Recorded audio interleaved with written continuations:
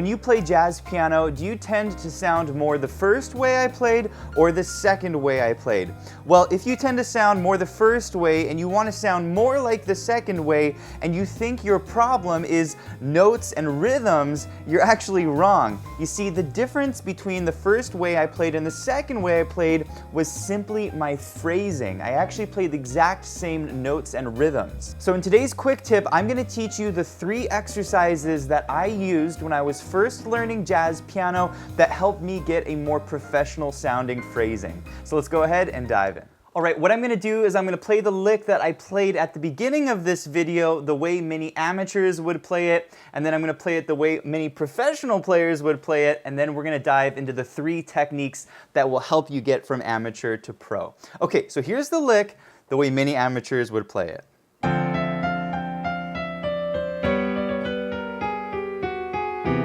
Okay, it does not sound very jazzy at all. But now I'm going to play the exact same notes in both hands, but it's going to sound a lot more jazzy.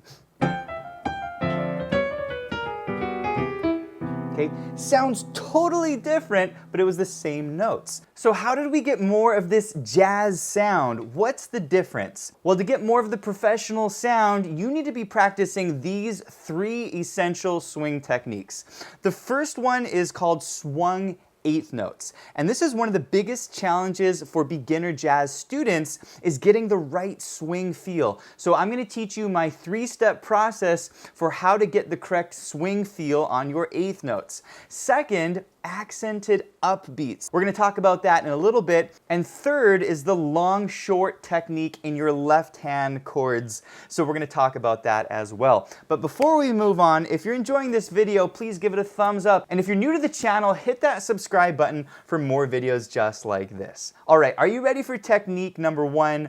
The most important thing that you should be doing if you want to play swing music is to swing your 8th notes. Now, in order to swing your 8th notes, you need to know what an 8th note is. So we're going to do a quick review on 8th notes, and then I'm going to teach you my 3-step process for swinging your 8th notes. Okay, go ahead and play a C6 chord in your left hand, C, E, G, and we're going to add an A to it. It's kind of like a jazzier version of a C major triad. We're just adding the 6th note to it, okay?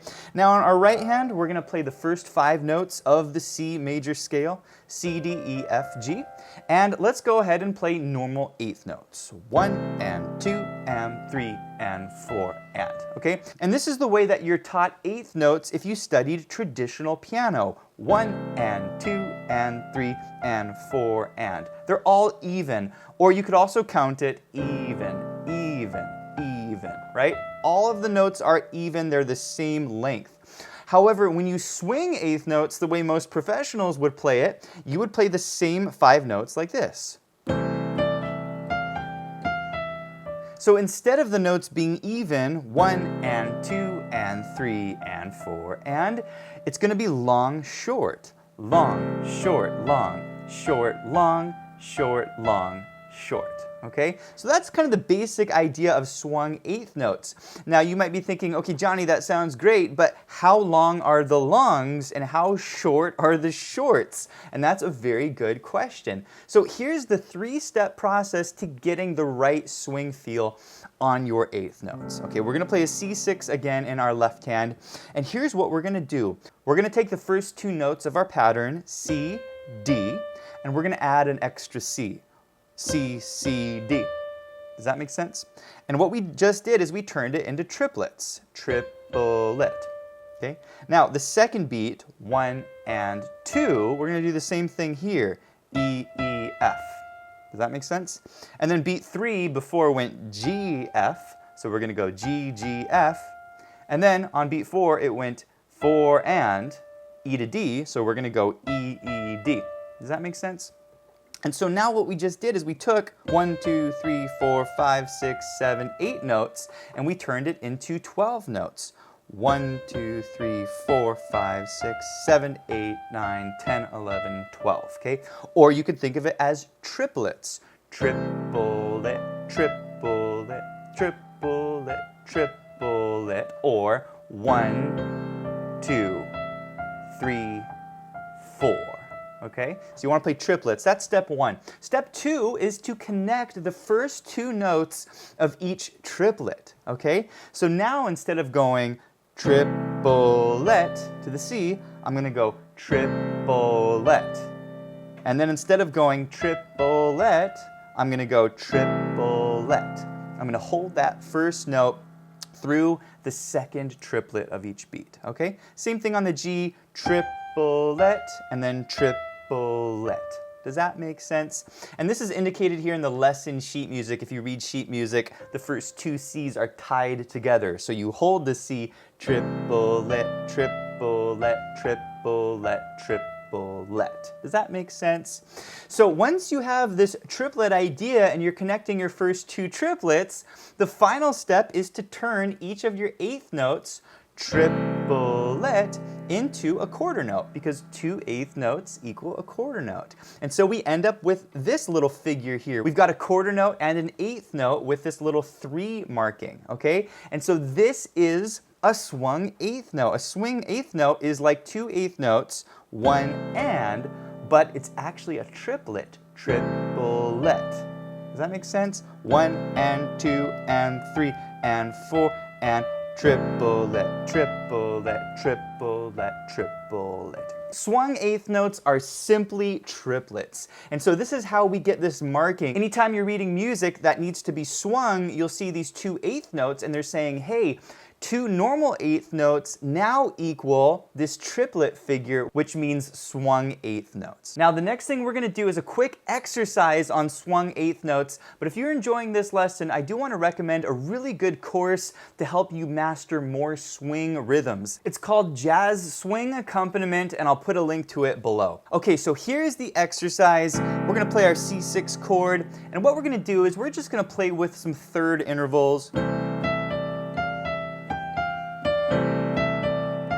and really focus on that triplet sound. The notes that we're using are C, E, D, F, E, G, F, D. This is actually one of the exercises from the Hannon book. If you've studied classical piano, there's a very good chance you've practiced this, but now we're turning it into jazz piano, okay? So what you want to do is long, short, long, short, long, short, long, short, or triplet, triplet, triplet, triplet.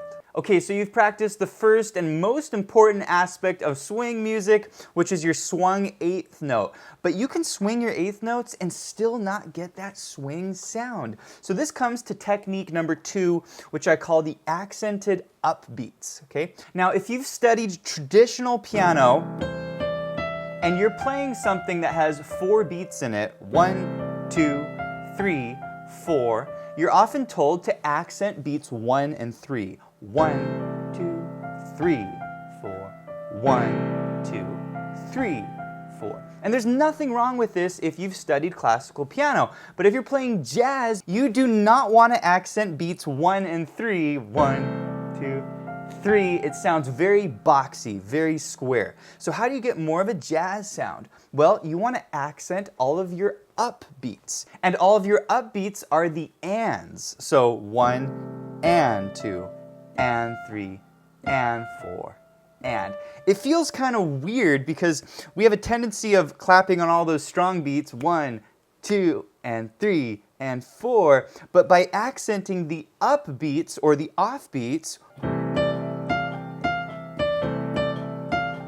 okay, you get a much cooler feel because we're kind of playing against those primary beats. We kind of get a little dance in both hands. We call this syncopation in music. So what we're gonna do is a quick accent exercise. And for this exercise, we're gonna change it up a little bit. We're gonna play a few extra chords to make our chord progression sound a little more interesting. First chord here is called a D minor 7, D, F, and C. Very easy to play. We're going to go to a G7 chord, but we're only going to play the root and the third of the chord, G and B, really simple. And then a C major 7, we're going to play like this, C, E, and B. And then we're going to move that B down to an A like that. Okay, this is a very common chord progression in jazz called your 2-5-1 chord progression. If you want to learn more about this chord progression, you can in our 2-5-1 courses at pianowithjonny.com. I'll put a link to one of those below. Okay, first chord, second chord, third chord, fourth chord. okay? Here's the exercise in the right hand. We're gonna be practicing our accents, and what I want you to first do is practice third intervals up the piano. So we're gonna go C, E, D, F, E, G, F, A, and then on the G, B, we're gonna go to that G chord.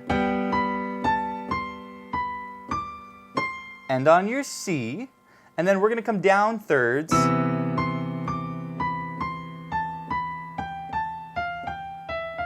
Basically, I'm starting on the E up high, coming down a third to C. I've got my C major 7 chord. And then C6. Does that make sense? We end on the C there just like that. Okay, so make sure you can do these thirds up the piano. They're not very hard to play, but make sure you're lining up with the chords. Once you're able to do that, you want to make sure you're swinging it 1 and 2 and 3 and 4 and triplet, triplet, triplet, triplet, and then down 1 and 2 and 3 and 4 and triplet, triplet, triplet, triplet. Okay, once again, triplets are the same as swung eighth notes. Once you're able to swing it, you've got the left hand chords. Let's put those accents on all of the ands, okay? Starting on a D minor 7 chord, right hand, 1 and 2 and 3 and 4 and G and 2 and 3 and 4 and down 1 and 2 and 3 and 4 and 1 and 2 and 3 and 4. And once you have this down, let's play this with one of the included backing tracks. This is the backing track at 100 BPM.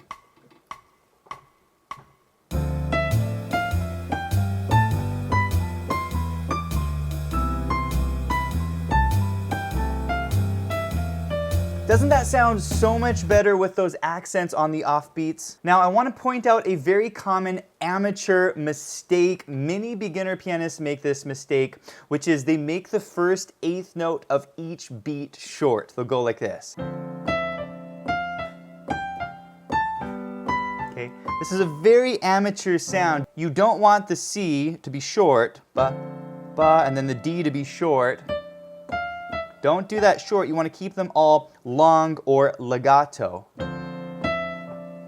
Okay? And the other note that I want to make is that in practice, not every upbeat will be accented. So if you listen to most professional jazz pianists, they're not accenting every single upbeat, but generally speaking, when they do accent notes, they're going to be accenting one of the upbeats. Now I do want to mention that you can download this backing track as well as 3 other backing tracks at different tempos to practice along with this lesson.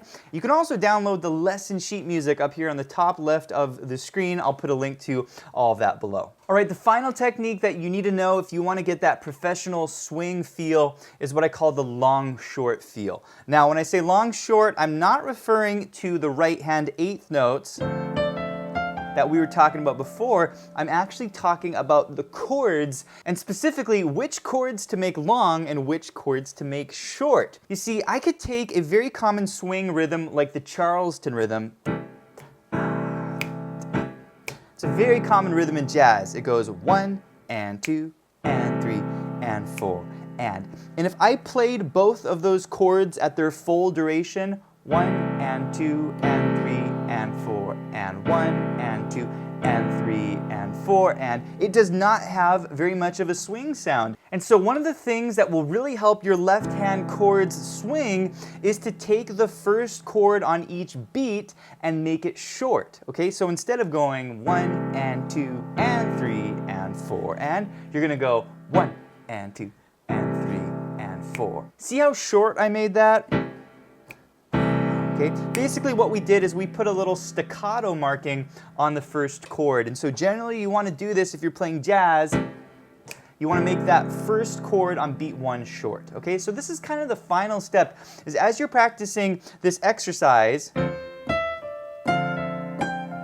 okay, with those little accents in the right hand, in your left hand, make sure that the first chord is short and the second one is long. Does that make sense? 1 and 2 and 3 and 4 and 1 and 2 and 3. Okay, let's put the hands together. We'll go nice and slow. 1 and 2 and 3 and 4 and 1 1, and 2, and 3, and 4, and 2, and 3, and 4. Doesn't that sound way better? Let's go ahead and play this with a backing track. Here we go.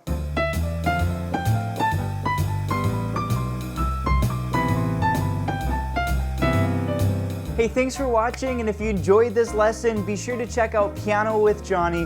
We have over 900 step-by-step lessons in jazz, blues, theory, technique, improvisation. It's the full learning platform for all playing levels. So go check out Piano with Jonny, and I'll see you in the next one.